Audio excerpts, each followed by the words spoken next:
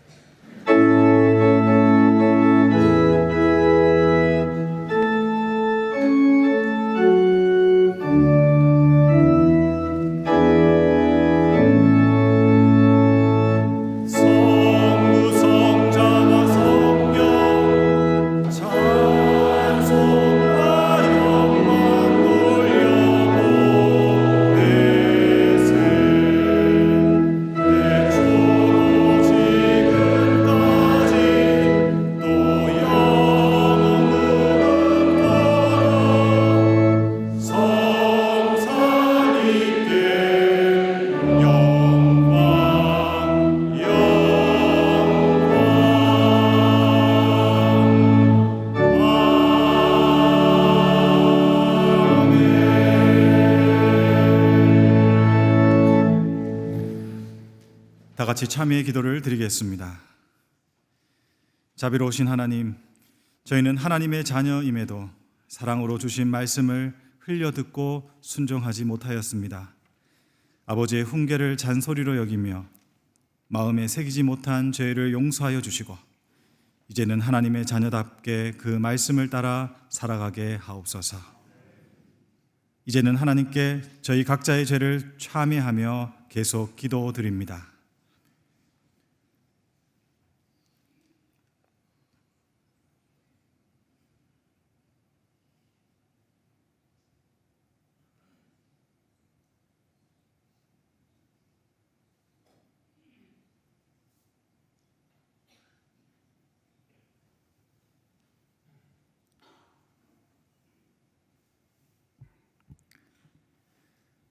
하나님께서는 자신의 부끄러운 죄를 솔직하게 고백하는 자들에게 말씀하십니다.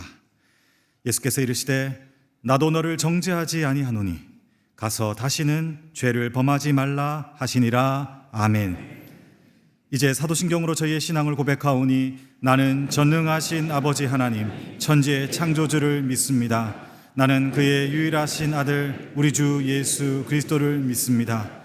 그는 성령으로 잉태되어 동정녀 마리아에게서 나시고 본디오 빌라도에게 고난을 받아 십자가에 못 박혀 죽으시고 장사된 지 사흘 만에 죽은 자 가운데서 다시 살아나셨으며 하늘에 오르시어 전능하신 아버지 하나님 우편에 앉아 계시다가 거기로부터 살아있는 자와 죽은 자를 심판하러 오십니다.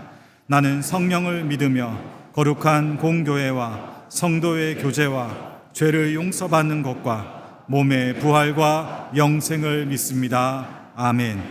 자리에 앉으시기 바랍니다. 다 함께 성시를 교독하겠습니다. 성시는 교독문 112번 교회 교육 주일입니다.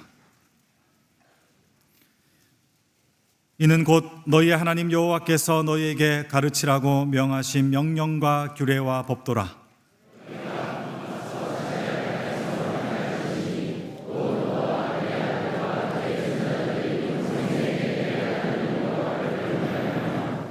내가 너희에게 명한 그 모든 규례와 명령을 지키게 하기 위한 것이며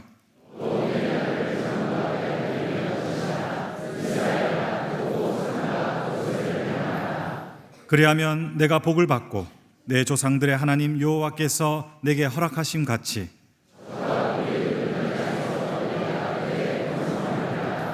이스라엘아 들으라. 우리 하나님 여호와는 오직 유일한 여호와이시니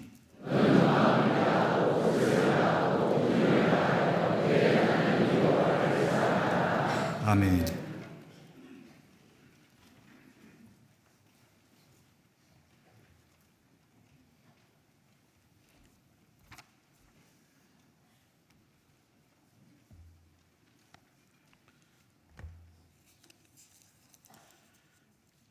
만왕의 왕이신 하나님 아버지, 그 높고 위대하신 이름을 찬양합니다. 가정의 달을 맞아 가족의 소중함을 깨닫게 하시고 서로를 향한 감사의 마음으로 이 계절을 지나게 하심을 감사드립니다. 복된 날을 허락하신 하나님 아버지, 우리의 가정들이 하나님의 말씀을 앞세우고 믿음으로 전진하는 가정이 되기를 소망합니다. 믿음을 품고 살아왔던 선조들처럼 저희 또한 복음의 능력으로 살아가기를 원합니다. 주님의 크신 능력을 앙마하고 경험하며 삶의 자리에서 이를 증거하는 은혜를 내려 주시옵소서. 교육주의를 맞아 특별히 간구하옵기는 주님께서 친히 보배로운 자녀들을 손수 다듬어 주시기를 원합니다. 날로 혼택해지는 이 세상 속에서 자녀들이 세속에 물들지 않게 하시고 그 마음이 영적으로 탁해지지 않도록 늘 성령으로 붙들어 주시옵소서. 그리하여 하나님 보시기에 아름다운 믿음의 대를 이어가는 복된 가정을 이루게 하옵소서. 이 시간 세계 곳곳에서 하나님의 말씀을 전하시는 선교사님들을 기억하며 기도합니다. 사역지의 안전을 눈동자처럼 지켜주시고 복음이 선포되는 현장마다 성령으로 동행하여 주시옵소서. 능력의 말씀이 심겨지는 곳마다 구원의 역사가 일어나게 하시고 마침내 하나님의 나라의 승리와 평화의 깃발이 높이 날리게 하옵소서. 주님, 이 땅에 진정한 평화를 내려 주시옵소서. 위정자들이 국민을 먼저 생각하는 선한 정치를 펼치게 하시고 남북의 얼어붙은 환경이 주님의 섭리 안에서 선하게 변화되기를 기도합니다. 이 모든 역사가 인간의 힘이 아닌 오직 주님의 손에 있음을 고백하오니 주님의 생기를 저 북한 땅에 성도들에게도 불어넣어 주시옵소서. 고난 속에서도 믿음을 지키는 이들이 영적으로 살아나 이웃에게도 복음을 전하게 하시고 모든 북한 주민이 변화되어 참된 평화를 누리게 하옵소서. 이 일을 위해 기도하시는 이철신 원로 목사님의 통일 복음 사역 가운데 늘 함께하여 주시옵소서.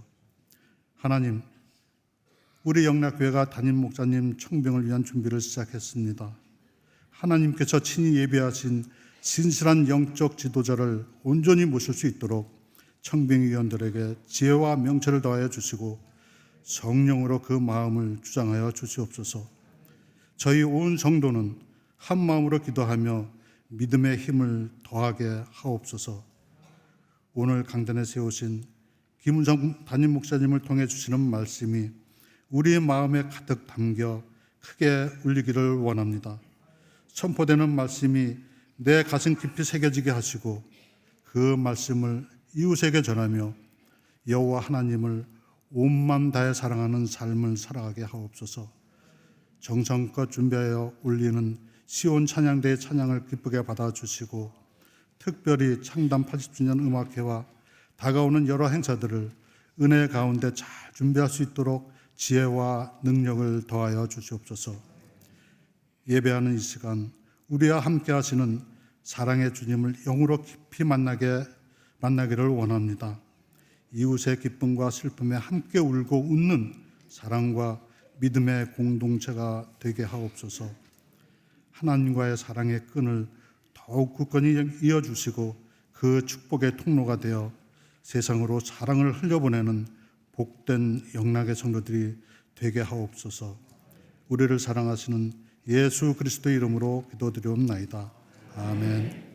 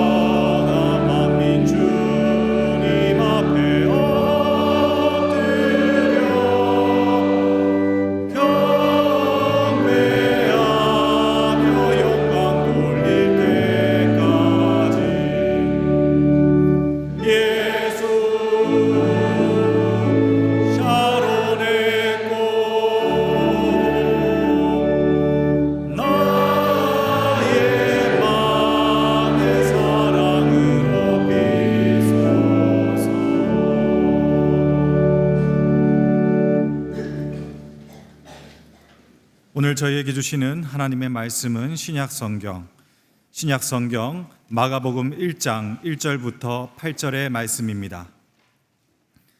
마가복음 1장 1절부터 8절의 말씀입니다. 하나님의 말씀을 봉독합니다. 하나님의 아들 예수 그리스도의 복음의 시작이라. 선지자 이사야의 글에 보라, 내가 내 사자를 내 앞에 보내노니 그가 내 길을 준비하리라. 광야에 외치는 자의 소리가 있어 이르되 너희는 주의 길을 준비하라. 그의 오실 길을 곧게 하라.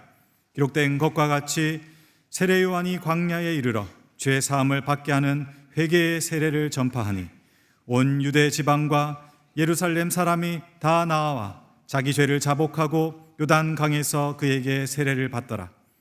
요한은 낙타털 옷을 입고 허리에 가죽띠를 띠고 메뚜기와 석청을 먹더라.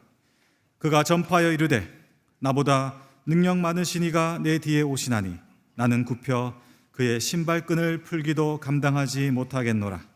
나는 너희에게 물로 세례를 베풀거니와 그는 너희에게 성령으로 세례를 베푸시리라. 아멘. 하나님께서 이 말씀을 통하여 저희에게 은혜 주시기를 원합니다.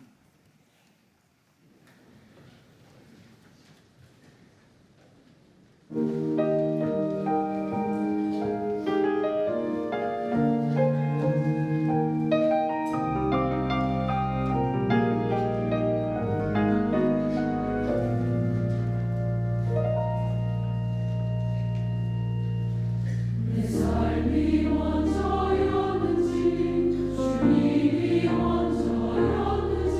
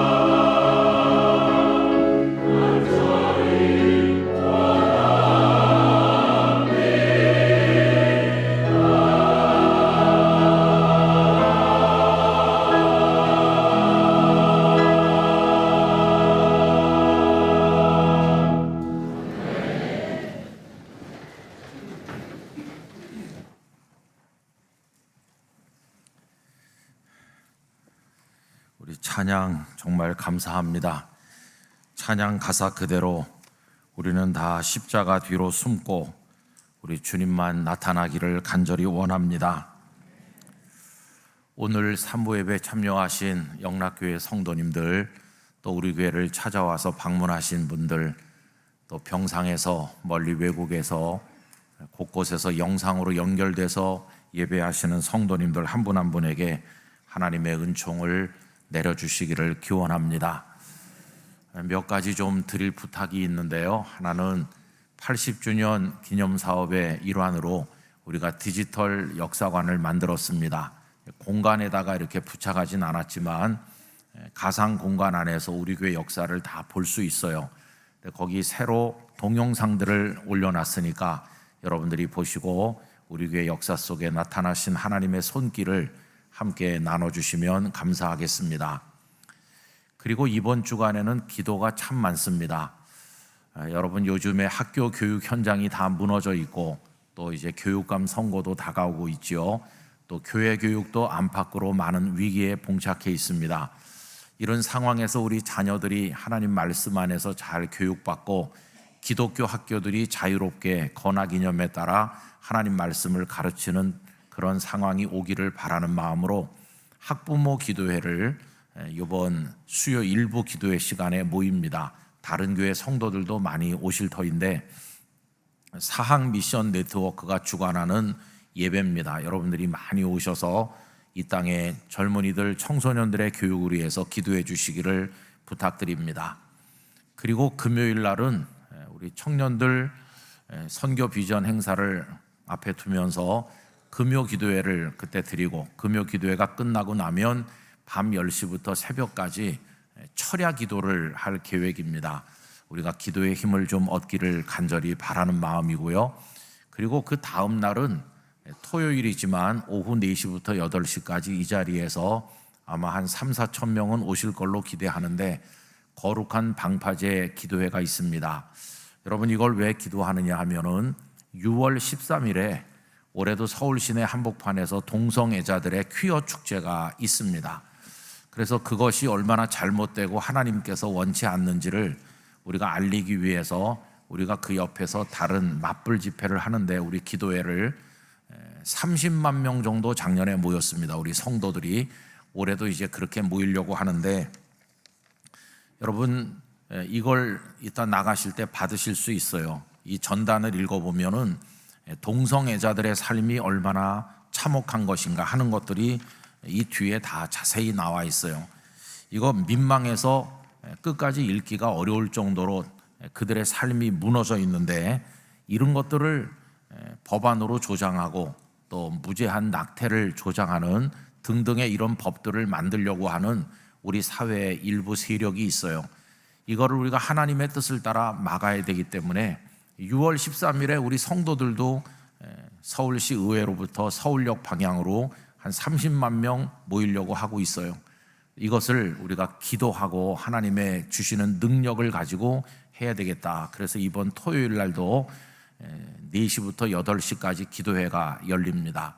그러니까 이 주간에는 특별한 기도가 우리 교회에서 많다 하는 것을 생각해 주시고, 금요일 밤에 철야 기도하고 토요일 날 또 어떻게 4시간 기도하고 그 다음 날 주일 날 예배를 어떻게 드리지, 이렇게 근심이 되실 텐데 장롱 속에 있는 보약 다 꺼내서 드시고 기도하는 일에 여러분들의 마음을 모아주시기를 바랍니다. 나중에 또 영상에도 보시겠지만은 또 청년 선교 비전이 시작이 됐는데 우리 교회 청년들 많이 격려해 주시고 기도해 주시면 대단히 감사하겠습니다. 이제 오늘 말씀을 같이 나누려고 하는데요. 오늘 이야기는 세례 요한에서 시작하려고 합니다. 세례 요한이 유대 광야에 등장하셔서 하나님의 말씀을 선포했는데 그 말씀은 사람들을 압도하는 권위가 있었습니다. 죄악을 통렬하게 책망했을 때 사람들은 거룩한 충동을 느꼈는데, 그 충동은 이렇게 살아서는 안 되겠다, 내가 새로운 삶을 살아야 되겠다고 하는 그런 충동이었습니다. 세리들도 군인들도 가슴을 치면서 나와서 우리가 어떻게 하면 좋겠습니까? 라고 물었을 때 요한은 회개에 합당한 열매를 맺으라. 다시 말하면 과거의 삶을 답습하지 말고 새로운 삶으로 열매를 맺으라고 촉구했고, 그렇게 하기를 결단하는 사람들을 요단강에 데리고 가서 요단강 물로 세례를 베풀게 되었습니다. 여러분, 요한의 권위, 요한의 말씀의 능력이 엄청났기 때문에 온 유대 사회가 한편으로는 두려워하고 한편으로는 기대와 설렘으로 가득하였습니다. 예루살렘의 사람들이 요한을 보면서 성경에 언급되어 있는 선지자들이 예언한 메시아가 아닐까, 이런 기대를 가지는 사람도 있었습니다. 그래서 요한에게 묻기도 했는데, 요한복음 1장 19절에 보면 이렇습니다. 유대인들이 예루살렘에서 제사장들과 레위인들을 요한에게 보내어 네가 누구냐 물을 때에 요한의 증언이 이러하니라. 메시아인가 라고 생각을 했던 것이죠. 그럴 정도로 요한은 대단한 존재로 사람들 앞에 등장하였습니다. 이게 요한의 능력이었어요.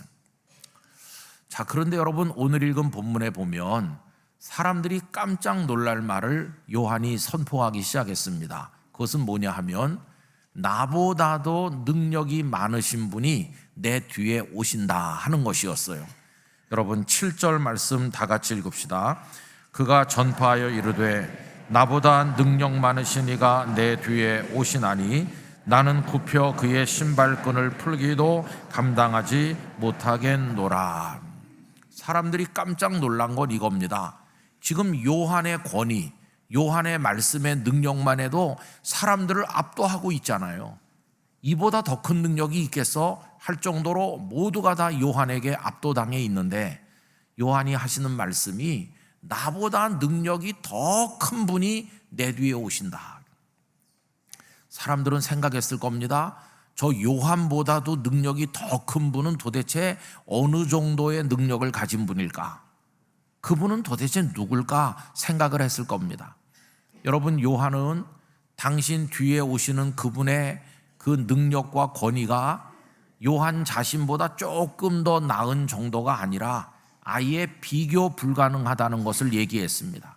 나는 굽혀서 그분의 신발끈을 풀 자격도 없다라는 표현을 통해서 그분하고 나는 비교 자체가 안 되는 절대적으로 다른 존재가 내 뒤에 오신다, 그렇게 이야기를 했던 것이죠. 사람들의 관심은 요한으로부터 요한의 뒤에 오신다는 그분이 누굴까? 그분이 가진 능력은 도대체 어느 정도이길래 요한이 저렇게 말씀하는 것일까? 다들 궁금하게 여겼을 것입니다. 여러분, 우리는 그 요한의 뒤에 오시는 그분이 누구신지를 알고 있습니다. 그분이 누구십니까? 예수 그리스도이십니다. 예수 그리스도야말로 요한의 뒤에 엄청난 능력으로 오시는 분이시고, 그럼 요한은 어떤 존재인가요? 그 예수 그리스도의 길을 준비하는 길잡이일 뿐이었다는 것입니다. 오늘 읽은 본문 가운데서 2절에서 4절을 보세요. 선지자 이사야의 글에 보라, 내가 내 사자를 내 앞에 보내노니 그가 네 길을 준비하리라. 광야에 외치는 자의 소리가 있어 이르되 너희는 주의 길을 준비하라. 그의 오실 길을 곧게 하라. 기록된 것과 같이 세례 요한이 광야에 이르러 죄사함을 받게 하는 회개의 세례를 전파하니라고 했습니다. 이사야 선지자께서 예언한 것처럼 이 요한은 예수님의 길을 준비하는 광야에서 외치는 소리였고, 진짜 주인공은 요한의 뒤에 오시는 예수 그리스도이시다 하는 것을 말씀하고 있는 거죠. 여러분, 요한이 존경스러운 것은 바로 이 대목인데요. 요한은 자신이 그리스도가 아니라는 것을 정확히 알고 있었어요. 사람들이 열광하고 박수를 보내고 다 그 앞에 와서 무릎을 꿇어도 그는 현혹되지 않았어요. 나는 그리스도가 아니야. 내 뒤에 오시는 그분이 이들을 구원할 그리스도이시다 하는 것을 정확히 알았어요. 그래서 아까 말씀드린 것처럼 예루살렘의 사람들이 와서 오실 그이가 당신이냐 하는 뜻으로 물었을 때 요한은 명백하게 나는 아니라고 대답합니다. 요한복음 1장 20절에 보면 요한이 드러내어 말하고 숨기지 아니하니, 드러내어 하는 말이 나는 그리스도가 아니라 한데, 명백하게 나는 아니라고 그랬어요. 여러분, 이게 쉬운 게 아닙니다. 왜냐하면 자기가 그리스도라고 말하는 가짜들이 너무 많았기 때문이에요. 우리가 메시아라는 말도 쓰는데 같은 말이죠. 기름 부음 받은 자라는 뜻인데 우리의 구원자를 말하는 거죠. 그리스도는 헬라어로 말하는 거고 또 메시아라고 말하는 건 히브리어식으로 얘기하는 겁니다. 그런데 가짜가 많았어요. 사도행전에 보면은 드다라는 사람이 등장해서 자기가 그리스도다 이렇게 하니까 400여 명이나 되는 사람들이 그를 따라다녔다. 또 갈릴리 출신의 유다라는 사람도 자기가 그리스도라고 하면서 사람들을 미혹했다. 그런 게 나오거든요. 여러분, 그 당시에 가짜가 많은데 요한이 얼마나 박수를 받고 사람들이 열광했습니까? 은근히 그리스도가 되고 싶은 생각도 있었겠죠. 그러나 요한은 나는 아닙니다 이렇게 했어요. 근데 여러분 아시나요? 우리 대한민국이 그리스도 보유국이라고 하는 걸 아세요? 우리나라에 그리스도가요 한 50명 있어요. 한 3년 전에 어느 이단을 연구하는 분이 연구한 글에 보니까 우리나라가 그리스도를 많이 보유한 나라예요. 강원도에도 계시고 사방에 많이 있어요. 오늘 저는 여러분들께 말씀드립니다. 저는 그리스도가 아닙니다. 더 분명하게 말씀드립니다. 여러분도 그리스도가 아니에요. 우리는 다 구원받아야 될 죄인일 뿐이지, 세례 요한도 구원받아야 될 죄인이지 남을 구원할 존재가 아니에요. 그는 그것을 분명히 알고 있었어요.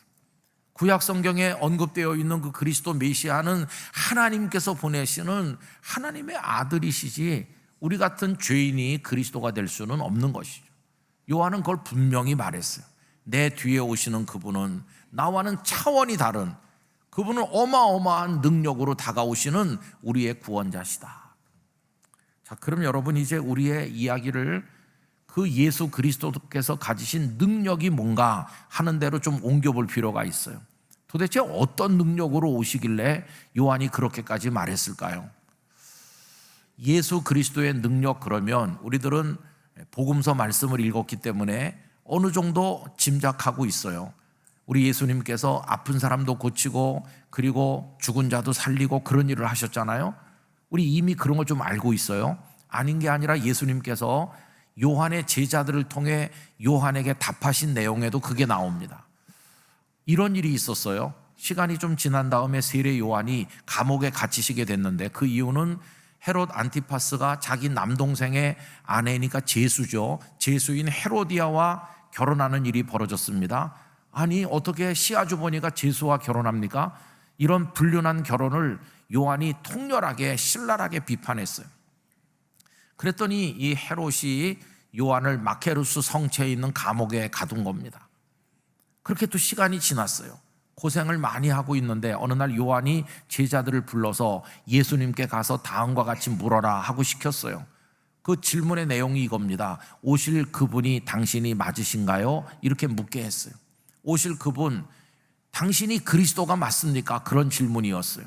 여러분, 이 질문은 참 어처구니 없는 질문이죠. 왜냐하면 요한 자신이 본인의 입으로 내 뒤에 오시는 이분이 당신들의 구주, 당신들의 그리스도라고 선포하지 않았습니까? 본인이 선포했던 그분에게 이분이 맞나? 이런 의심 가득한 질문을 제자들을 통해서 하게 했으니 참 어이가 없는 거죠. 아니, 그럼 요한이 어떻게 이런 이상한 질문을 했을까요? 생각해 보건대 그가 많이 연약해졌기 때문일 것이다. 그도 어쩔 수 없는 사람이다. 감옥에 갇혀서 기대했겠죠. 예수 그분이 바로 그리스도시니까 나를 이 감옥에서 건져주지 않겠나. 그런데 시간이 지나도 그분이 자신을 감옥에서 꺼내줄 생각이 없으시고 그분의 사역만을 몰두하실 때 요한은 크게 낙심했고 연약해진 나머지 의심이 생겼고 제자들을 보내서 그런 질문을 했으리라고 생각하는 것입니다. 자, 이래서 제자들이 와서 예수님께 그 질문을 했을 때 예수님께서 요한의 제자들에게 하신 답이 있습니다. 그게 마태복음 11장 4절 5절인데요 4절을 읽으면 이렇습니다. 예수께서 대답하여 이르시되 너희가 가서 듣고 보는 것을 요한에게 알리되. 너희들이 보고 듣는 대로 요한에게 말해주라는 거예요. 그럼 예수님을 따라다니면서 예수님이 하시는 일, 일어나는 일들을 그들이 보았을 거 아니겠어요? 들었을 거 아니겠어요? 그럼 예수님은 무슨 일을 하면서 다니셨나요? 그 다음에 5절 보면 바로 그게 능력이죠. 우리가 생각하는 맹인이 보며 못 걷는 사람이 걸으며 나병 환자가 깨끗함을 받으며 못 듣는 자가 들으며 죽은 자가 살아나며 가난한 자에게 복음이 전파된다 하라. 예수님께서 그런 일들을 하신 거예요. 여러분, 보지 못하던 사람이 보고 듣지 못하던 사람이 듣고 걷지 못하던 사람이 걷고 나병 환자가 고침받고 죽은 자가 살아나고 가난한 자에게 복음이 전파된다. 엄청난 능력이잖아요. 내가 지금 그런 일을 하고 있다고 너희 선생인 요한에게 가서 말을 해주라 하는 것입니다. 여러분, 아닌 게 아니라 우리도 예수님의 그런 능력을 체험하길 원해요. 나도 좀 병고침 받으면 좋겠다. 나에게도 그런 기적이 일어나면 좋겠다. 주님, 그런 능력을 나에게도 허락하여 주세요. 우리 그런 마음 다 가지고 있잖아요. 자, 그런데 여러분, 요한이 오늘 본문에서 내 뒤에 오시는 분이 나보다 능력이 더 크다고 말할 때 요한이 말하고 싶어 했던 능력이 바로 그런 걸까요? 못 보던 사람이 보게 되는 거, 뭐 그런 능력, 내 뒤에 오는 분이 그런 능력이 있습니다, 이걸 말하고 싶었던 걸까요? 물론 그런 것들도 능력이지만 요한이 사람들에게 말해주고 싶었던 능력은 따로 있습니다. 그런 능력이 아니고 그와는 차원이 다른 능력이 예수님께 있음을 그가 말하고 싶었던 것이에요. 그럼 그 예수 그리스도의 진짜 능력, 요한이 증언하고 싶어 했던 그 능력이 뭘까요? 그게 오늘 본문 8절에 잘 나와 있는 겁니다. 여러분, 8절 말씀 다 같이 읽겠습니다. 나는 너희에게 물로 세례를 베풀었거니와 그는 너희에게 성령으로 세례를 베푸시리라. 아멘. 7절에서 내 뒤에 오시는 분의 능력이 나보다 커서 나는 신발끈을 풀 자격도 없습니다 하고는 바로 8절에서 나는 기껏해야 요단강 물로 세례를 줄 수밖에 없습니다. 나는 무능한 존재입니다. 그런데 그분은 나와는 다릅니다. 성령님으로 세례를 베푸실 겁니다. 여러분, 요한이 말하고 싶었던 예수 그리스도의 능력의 핵심은 보지 못하는 자를 보게 하고 그런 게 아니었어요. 그런 게 아니고 성령님으로 세례를 주시는 거야말로 그분이 가진 모든 능력 중에 최고 절정이다. 그거를 요한이 말씀하고 싶어 했다는 거예요. 그럼 여러분, 성령님으로 세례를 베푸신다는 게 왜 최고의 능력인가 하는 걸 우리가 알아야 되는 거죠. 요한은 아까도 말씀드린 것처럼 새로운 인생을 살기로 결심한 사람들을 요단강에 데려가서 물로 세례를 베풀었다고 그랬죠. 그게 이제 요한의 한계입니다. 물로 하는 것까지밖에는 요한은 못해요. 그러면 성령님으로 세례를 베푸시는 거 왜 요한은 못할까요? 성령님은 사람이 아니시거든요. 물건도 아니시거든요. 성령님은 하나님 자신이시거든요. 성령님이 누구신가? 성경이 증언해 줍니다. 하나님의 영이 성령님이십니다. 사도행전은 예수님의 영이 성령님이시라고 말씀해요. 성부, 성자, 성령 삼위일체 하나님, 그 안에 계시니가 성령님이세요. 성령님으로 세례를 베푼다는 말을 바꿔서 표현하면 성령님을 보내준다는 말도 되고 성령님이 너희에게 오신다는 말도 되는 것이. 성령님은 하나님 자신이세요. 그런데 한 인간 요한이 어떻게 하나님을 불러다가 사람에게 세례를 줄 수 있습니까? 그건 불가능한 거죠. 그거는 하나님이 당신 자신을 직접 우리에게 주시기 전에는, 당신 자신이 우리에게 오시기 전에는 그건 불가능한 것이. 여기 지금 요한이 나는 물로 세례를 베풀지만 내 뒤에 오시는 분은 성령으로 세례를 베푸신다, 이 말은 다른 말로 바꿔 말하면 나는 인간에 불과하지만 내 뒤에 오시는 그분은 하나님이시다, 그거를 이렇게 표현한 것이.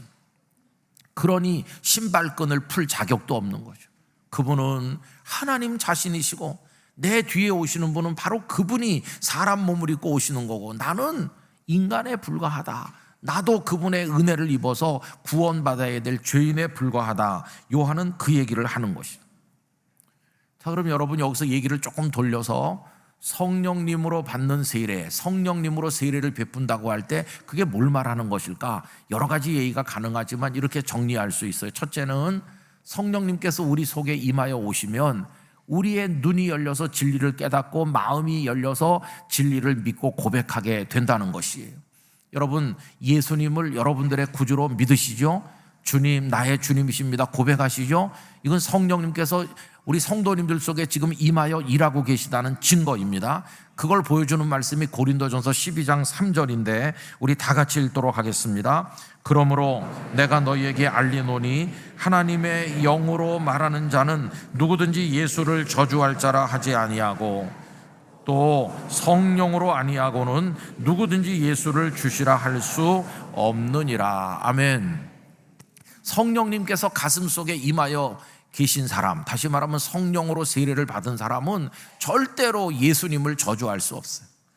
뿐만 아니라 성령님이 그 속에 역사하는 사람은 누구든지 예수 그리스도를 가리켜 나의 주님이십니다 이렇게 고백하게 돼 있어요. 근데 성령님의 역사가 아니면 예수님을 자기 구주로 믿을 수도 고백할 수도 없는 것이에요. 지금 여러분들 속에 성령님이 계시기 때문에 예수님을 주님이라고 고백하시게 되는 것이에요. 이 얼마나 놀라운 은혜입니까? 그렇죠? 이거를 종교개혁자 칼빈은 기독교 강요라는 그 책 속에서 성령님의 효과적 적용, 이런 이상한 표현으로 말했는데 아주 간단한 것이에요. 성령님의 효과적 적용은 이런 겁니다. 어떤 사람이 굉장히 몸이 아파서 죽어가요. 그런데 누가 와서 요 알약 하나만 먹으면 당신 깨끗이 낫습니다. 그런데도 이 사람이 거절하는 거예요. 나는 약은 먹어본 적이 없다고. 죽더라도 나 약을 안 먹어요. 그러면 옆에 있는 사람이 속에서 불이 나죠. 아니 요거 하나를 먹으면 나을걸. 너무나 안타깝잖아요. 그거랑 비슷해요. 여러분, 우리가 예수 그리스도의 십자가 보혈로 죄 씻음 받고 예수님의 부활에서 나타난 영원한 생명을 얻을 수 있는 복음이라고 하는 축복의 약, 생명의 약을 하나님 우리에게 주셨잖아요. 그걸 믿고 내가 받아 먹기만 하면 나는 구원받은 하나님의 아들, 딸이 되는 건데, 세상에 많은 사람들이 교만하고 마음이 굳어졌고 완악하기 짝이 없어서 복음을 향해 마음을 열지 않고 그걸 받아 먹을 생각을 안 해요. 그렇게 마음이 닫혀 있는 거예요. 그런데 성령님께서 그 사람 속에 들어가셔서 그의 우둔한 영혼 속에 등불을 밝혀주시고 그의 무지한 영혼을 깨워주시면서 그의 마음을 열어주시고 자기가 얼마나 희망 없는 죄인인지 알게 하시면서 이 예수 그리스도의 십자가와 부활의 복음, 그 능력을 알도록 만들어주시면 어느 날 이 사람이 자기도 모르는 사이에 마음이 열려서 예수님을 나의 구주이십니다라고 고백하게 된다는 것이에요. 이게 성령님께서 하시는 일인데 그 약을 받아 먹게 하시는 역할, 그게 성령님이 하시는 일이다. 그걸 성령님의 효과적 적용이라고 표현한 것이에요. 여러분, 하나님께 감사하시기 바랍니다. 예수님을 여러분의 구주로 고백하시도록 성령께서 내 안에 역사해 주시는구나, 이거에 대해서 감사하시고 하나님께 영광을 돌리시기를 바라는 것이에요. 그걸 통과한 사람은 다 구원받은 하나님의 아들, 딸이 되는 것이에요. 예수님을 구주로 고백하니까. 근데 이제 그게 끝이 아니에요. 성령님은 거기서 멈추지 않으시고 우리에게 엄청난 능력을 주셔서 사단과의 영적 전쟁에서 승리하도록 만들어 주시는 데까지 우리를 이끌어 올리시는 것이에요. 그게 사도행전 2장의 오순절 그 다락방에 성령이 임한 사건입니다. 그때 베드로를 비롯한 거기 모인 성도들이 다 능력을 입었어요. 그 모습을 성령으로 충만하다 이렇게 표현했어요. 그러고 나니까 그들에게 성령의 은사가 주어졌는데 두려움에 떨던 그들이, 골방에 숨어있던 그들이 광장으로 나가서 많은 사람들에게 선포했어요. 당신들이 죽인 예수님을 하나님이 살리셨고 우리가 그 증인입니다. 하나도 두려워하지 않게 됐어요. 그게 성령님의 충만한 이들의 모습이었어요. 그리고 나가서 하나님의 능력을 행하는데 안진뱅이 장애인이 일어나기도 하고 많은 역사가 나타나고 하루에 3,000명이 예수님을 믿기도 했어요. 이게 다 성령께서 주시는 능력이었고 그 능력 안에서 승리하였어요. 여러분, 우리는 예수 그리스도를 구주로 고백하는 그 단계에 머물러 있지 말고 하나님의 성령이 우리 안에 강하게 임하여 오심으로 우리도 성령에 충만한 사람이 돼서 여러분의 영적 싸움의 현장에서 승리하시기를 축원합니다. 마귀를 이기시게 되기를 기원하는 것이, 이게 성령님이 우리에게 임하여 오시면, 다른 말로 말하면 하나님이 우리에게 임하여 오시면, 예수 그리스도께서 임하여 오시면 우리에게 이런 역사가 나타나게 된다는 거예요. 그걸 가리켜서 요한은 성령으로 세례를 베푸신다고 표현한 것이. 자, 그럼 이제 여러분 이 말씀의 표현을 조금 더 깊이 생각해 보면, 성령으로 세례를 베푸신다는 말은 다른 말로 표현하면 하나님께서, 삼위일체 하나님께서 우리에게 와주신다, 그런 뜻 아니에요. 우리가 더럽고 추한 죄인인데 기꺼이 우리 안에 와주실 뿐만 아니라 우리 속에 함께 살아주시고 우리와 더불어 걸어가신다, 그런 뜻 아니에요. 다른 말로 말하면 하나님께서 당신을 우리에게 주신다, 그런 말이에요. 나를 너에게 주겠다. 하늘 보좌를 떠나서 나를 너에게 송두리째 주겠다. 하나님은 당신을 우리에게 주시는 분이세요. 여러분, 독생자 예수 그리스도를 우리에게 주셨잖아요. 요한복음 3장 16절, 하나님이 세상을 이처럼 사랑하사 독생자를 주셨으니, 당신을 우리에게 주셨어요. 그리고 이 땅에 오신 예수 그리스도는 십자가에서 송두리째 당신을 우리에게 주셨습니다. 그 몸을 찢으시고 물 한 방울 피 한 방울 남기지 않고 다 우리에게 주셨기 때문에 우리가 씻김 받고 구원받은 하나님의 자녀가 된 것이에요. 하나님은 어떤 분이신가? 당신을 우리에게 주시는 분이세요. 그 절정이 십자가에서 나타난 거예요. 여러분, 이게 뭡니까? 자신을 우리에게 주신다. 그게 사랑입니다. 사랑. 하나님이 세상을 이처럼 사랑하사, 사랑이라고 그랬고, 십자가에서 당신을 찢어주신 거, 그게 바로 사랑인 것입니다. 여러분, 이 사랑은요, 모든 능력을 다 합친 것들보다 가장 빛나는 것입니다. 아까 못 보던 자가 보고 못 걷던 자가 걷고 이런 얘기 했는데, 그것도 능력은 능력이지만 그런 능력을 다 합치고 그걸 내가 매일같이 경험을 한다 해서 영원한 구원을 받을 수 있나요? 없습니다. 보지 못하던 사람이 본다고 영생을 얻나요? 아닙니다. 그건 그냥 이 땅에서 잠깐 사는 동안에 눈을 뜨는 것에 불과하죠. 그런데 십자가에서 예수님이 송두리째 우리에게 주신 그 사랑을 경험하지 않으면 우리는 영원한 생명의 구원을 얻지 못하는 겁니다. 그러니 그 능력들을 다 합쳐도 당신을 송두리째 주신 십자가의 사랑에 비하면 아무것도 아니에요. 그래서 여러분, 그 십자가에서 당신을 주신 거기에 오면 이 능력이 사랑으로 승화되는 것을 알 수 있어요. 모든 능력 중에 최고봉의 능력이 뭔가? 당신을 우리에게 주신 사랑, 그게 바로 모든 능력 중에 최고의 능력이. 그래서 지금 세례 요한은 사람들에게 내 뒤에 오시는 분이 능력이 크시다, 그 능력으로 말하자면 너희들에게 성령으로 세례를 베푸시는 것이다, 다른 말로 말하면 당신을 너희들에게 주시는 사랑이다, 그게 그분이 가져오는 최고의 능력이다. 그게 어디서 나타났습니까? 십자가에서 나타난 것이. 여러분, 세상에 많은 능력이 있지만 모든 능력 중에 가장 절정은 사랑의 능력인 것이, 당신을 우리에게 주신 하나님의 사랑의 능력, 그게 우리를 구원하고 그게 우리를 하나님의 자녀 되게 만들어 주신 것이. 주시는 사랑, 당신을 송두리째 주시는 사랑, 그게 최고의 능력인 것이.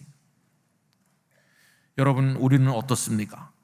우리들은요, 이 사랑이란 이름의, 십자가에서 송두리째 주신 사랑이란 이름의 능력보다 어디에 많이 마음이 가 있었죠?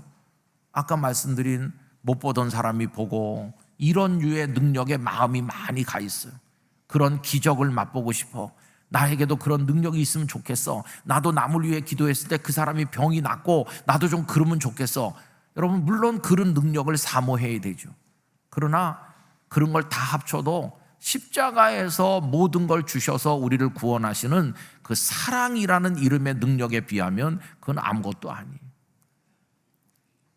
아까 말씀드린 그런 능력만을 선호하고 거기에만 마음을 빼앗기다 보면은 자칫 기복주의 신앙으로, 내 욕망을 채우는 신앙으로 전락할 수 있어요.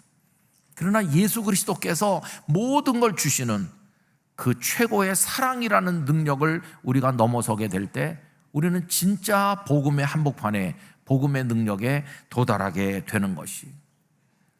그런데 우리는 그동안 어떤 기적을 경험하는 거, 내가 잘 되는 거, 내 배를 불리는 거, 받아서 먹는 거, 내가 누리는 거, 그런 데는 관심이 많지만 예수 그리스도께서 우리에게 다 주시는 사랑, 그런 능력에는 잘 알지 못했어요. 우리는 받는 능력은 있는데 주는 능력이 없어요. 지난 금요기도에 나와서 같이 기도하는데 하나님께서 제 마음을 강하게 감동하시는 거예요. 그 기도 중에 큰 감동을 받았어요. 그건 질문으로 다가왔습니다. 너는 나한테 뭘 주냐? 너는 교회에 뭘 주었느냐? 성도들에게 무엇을 주었느냐? 그런 질문이 저를 강하게 사로잡았어요. 여러분, 제가요 전도사 막 시작할 때는 몸무게가 70kg 조금 넘었어요. 70에서 75 사이. 안 믿으시겠지만 그런 때가 있었습니다. 그래가지고 전도사 몇 년 하다가 목사가 돼가지고 오늘까지 살았잖아요. 장로님 기도하신 대로 이제 저도 은퇴가 멀지 않았어요. 제 후임 목사님을 모시기 위해서 기도 많이 해주시기 바래요. 그럼 이제 와서 몇십 년을 살고 가만히 보니까 나는 부산에 있을 때 그 성도들에게 뭘 드렸나, 거기 교회에 뭘 드렸나, 영락교회 와서 뭘 드리고 있나, 내가 주는 게 뭘까, 그런 질문을 하나님이 하시는 거예요. 참 부끄럽기 짝이 없어요. 왜냐하면 70몇 킬로짜리였던 제가 이 모습이 됐잖아요. 이게 왜 그렇습니까? 계속 받아 먹어서 그런 거예요. 주님께서 주시는 거 받아 먹어서, 성도들이 주시는 거 다 받아 먹어서, 저는 받는 능력이 아주 뛰어난 사람이에요. 그런데 주는 능력이 없어요. 그러면서 부끄러움도 느꼈어요. 이제 살아야 얼마나 살겠냐? 앞으로 살 날이 살아온 날보다 짧겠죠, 당연히. 그러면 주님은 나에게 십자가에서 다 주시는데 물 한 방울 피 한 방울 남김없이 그 사랑의 능력 때문에 우리가 살았는데, 나는 평생 그냥 주님께 받기만 하고, 교회에서 받기만 하고, 성도들에게 받기만 하고, 이웃에게 받기만 하고, 나는 받아서 배만 부르고 이렇게 되다가 그냥 가는 건가 생각해 보니까 참 하나님 앞에 죄송하더라. 그래서 이제 주님의 그 주시는 능력, 주시는 사랑, 그게 최고의 능력이라면 우리 성도들이 그걸 연습해야 되겠다. 그걸 행동해 봐야 되겠다. 나도 그렇게 해야 되겠다. 여러분, 진짜 성령의 충만함은 바로 주는 사랑을 통해서 표현된다고 생각합니다. 그게 진짜 복음의 능력의 절정이라고 생각합니다. 저는 우리 영락교회 성도들이 이제부터는 더 많이 받고 더 많은 기적을 체험하는 그런 능력을 사모하지 말고, 사랑이란 이름으로 나타나는 좀 특이한 능력을 우리가 배울 수 있기를 원합니다. 주는 능력을 배우게 되기를 원합니다. 그것이 예수님을 닮아가는 삶이 될 거라고 생각하고, 그때 우리들은 성령님이 주시는 진짜 기쁨, 속 깊은 기쁨을 경험하게 될 것이라고 믿습니다. 저는 우리 영락교회가, 우리 개개인이 다 그런 자리에 이르러서 사랑의 능력을 주님께 받아서 경험하고 또 드리면서 살아가는 복된 성도가 되기를 진심으로 축원합니다. 기도하겠습니다. 거룩하신 아버지 하나님, 우리 주님의 놀라운 사랑이 십자가에서 나타났고, 당신을 송두리째 우리에게 주신 그것이야말로 하나님께서 우리에게 하나님 자신을 주시는, 우리에게 머물러 주시는 성령의 세례임을 기억합니다. 아버지 하나님, 저희들도 당신을 주신 그 하나님의 사랑의 능력을 경험하고 그것이 복음의 능력의 절정임을 기억하며 그것을 배워나가는 성도가 되도록 은혜를 주옵소서. 예수님의 이름으로 기도드리옵나이다. 아멘.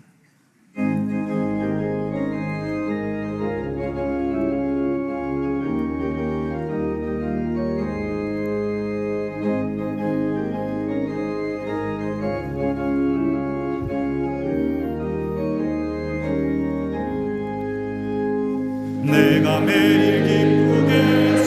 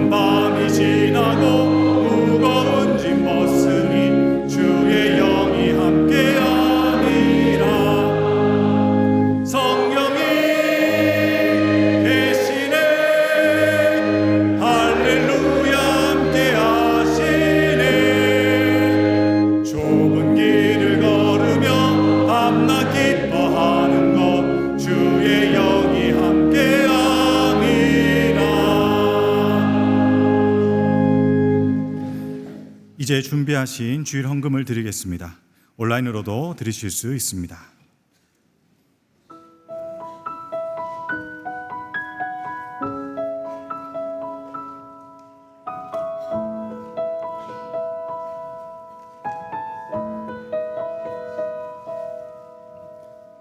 그 선한 힘에 고요히 감싸여 그 놀라운 평화를 누리며 나 그대들과 함께 걸어가네. 나 그대들과 한 해를 여네. 지나간 어둠의 날들이 무겁게 내 영혼 짓눌러도 오 주여 우릴 외면치 마시고 약속의 구원을 이루소서. 그 선한 힘이 우릴 감싸시니 믿음으로 일어나릴 기대하네. 주 언제나 우리와 함께 계셔. 하루 또 하루가 늘 새로워.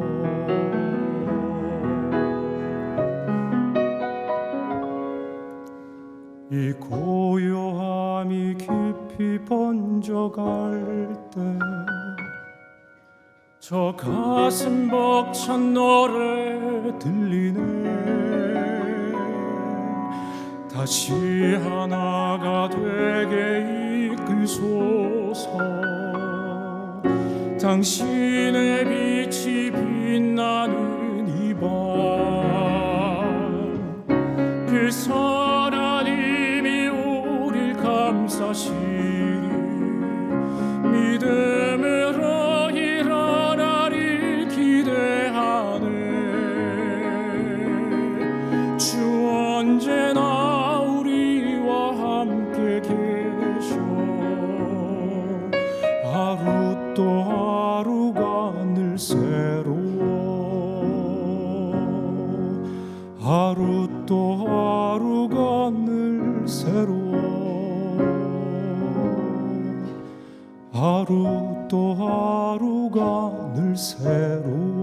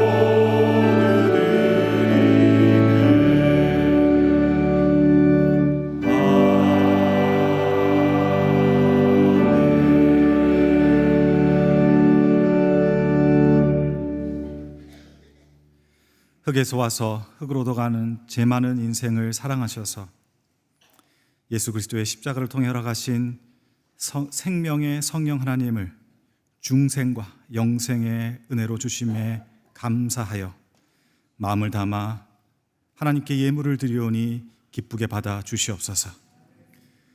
떡과 생선을 달라는 사랑하는 자녀들에게 돌과 뱀을 주는 부모가 없듯이 구하는 사랑하는 성도들에게 허락하신 생명의 성령의 능력으로 우리 모든 영락교회 권속들의 한 주의 삶을 나누고 섬기는 주님의 사랑으로 승리할 수 있도록 역사하여 주시옵소서.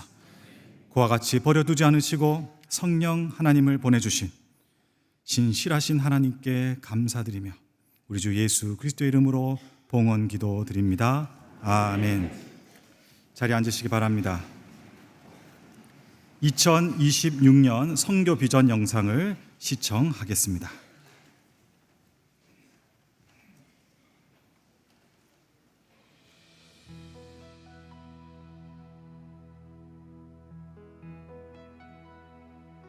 영락교회 청년회는 국내 학위 선교와 해외 선교 그리고 파송 선교사 후원을 통해 하나님의 사랑을 전하는 거룩한 사명을 이어오고 있습니다. 1977년 제1차 사역을 시작으로 2026년 제48차를 맞이하는 학위 선교는 지금까지 전국 51개 지역 1만 6천여 명이 복음의 씨앗을 심었습니다. 해외 선교 또한 1991년부터 지금까지 총 22개국, 총 72회에 걸쳐 하나님의 사랑을 전해왔습니다. 이 모든 발걸음은 성도님들의 눈물 어린 기도와 아낌없는 후원이 있었기에 가능했습니다. 2026년 여름, 올해 청년들의 발걸음은 전라남도 고흥으로 향합니다. 고흥은 전국에서 고령화가 가장 빠르게 진행되는 곳 중 하나로 청년들의 손길과 복음의 활기가 절실한 땅입니다. 고흥 땅 구석구석에 뜨거운 복음의 물결을 일으키고 오겠습니다. 열방을 향한 행진도 멈추지 않습니다. 해외로는 청년회가 직접 파송한 3곳을 포함해 총 4개국을 방문할 예정입니다. 또한 7개국 파송 선교사님들을 향한 든든한 후원도 변함없이 이어가며 온 땅 위에 하나님의 사랑을 깊이 새기고 돌아오겠습니다. 여러분, 올해도 청년 선교 비전 행사를 하게 되었습니다. 매년 5월 달에 우리가 마음을 모아 기도하고 또 헌금하고 이렇게 해가지고 여름 동안에 곳곳에 나가서 우리 젊은이들이 복음을 위해서 땀을 흘리는데 9개 교회를 찾아가서 주님의 사랑을 베풀고 돌아오게 될 것입니다. 그리고 또 해외에도 나가게 되는데 필리핀도 가고 여러 나라에 흩어져 나가게 될 것 같아요. 기도 많이 해주시고 또 물질적으로도 많이 도와주시고 청년들 보면 많이 격려해 주시기를 바랍니다. 청년회가 걸어가는 발걸음에 성도님들의 많은 기도와 응원 부탁드립니다. 2026년 청년의 선교 비전이 22일 금요 기도회와 24일 주일에 쉘위라는 주제로 진행됩니다. 금년 선교 비전 목적 헌금은 전액 제48차 학위 선교 교회 지원과 청년의 파송 선교사 후원으로 사용됩니다. 자세한 내용은 주보 간지를 참고해 주시기 바랍니다. 새가족 여러분들을 주님의 이름으로 환영합니다. 봉사관 1층 새가족 접수처에서 등록을 도와드립니다. 또는 교회 홈페이지에서 새가족 등록이 가능합니다. 영락 철야 기도회가 5월 22일, 6월 19일 금요일 밤 10시부터 다음날 새벽 5시 30분까지 두 번에 걸쳐서 본당에서 있습니다. 철야 기도회 다음날 새벽 기도회는 새벽 6시로 변경됩니다. 한국교회 학부모 기도회가 5월 20일 수요일 오전 10시 30분 본당에서 있습니다. 성경적 가치관으로 자녀를 양육하기를 원하는 성도님들의 많은 참여 바랍니다. 거룩한 방파제 토연합 기도회가 5월 23일 토요일 오후 4시 본당에서 있습니다. 동성애 퀴어 축제, 차별금지법, 낙태 허용 반대를 위해 성도님들의 많은 참여 바랍니다. 관련 전단지는 예배 후 나가실 때에 정문에서 받으실 수 있습니다. 오늘 찬양 예배는 교육주일 특별 예배로 드리며 교육부 연합찬양대와 교육부 교사의 특별 찬양이 있습니다. 별세자 소식입니다. 인천교구 21구역 피경진 은퇴집사님께서 별세하셨습니다. 고인은 이정란 은퇴권사님의 남편이 되십니다.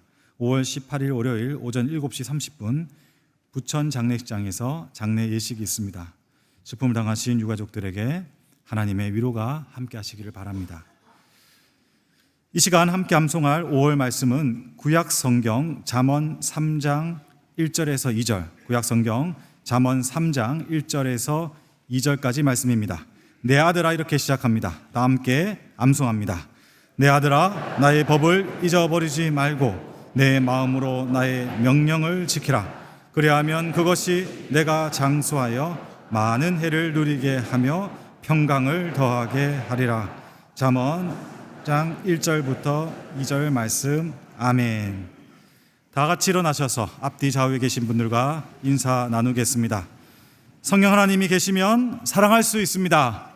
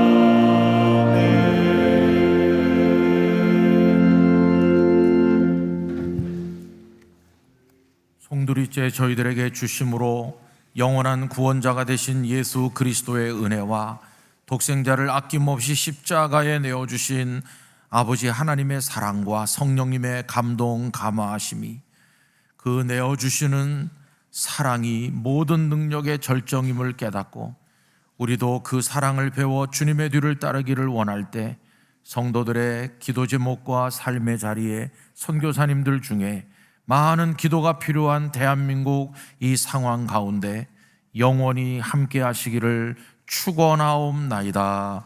아멘.